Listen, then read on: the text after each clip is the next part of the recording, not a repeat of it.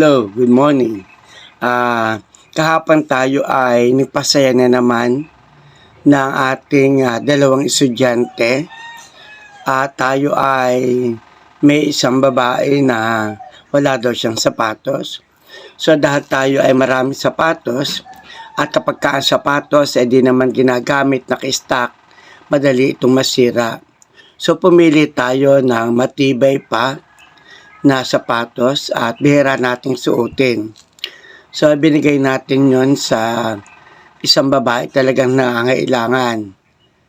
At ang isang lalaki naman ay binigay natin naman na isang rubber shoes din na maganda din.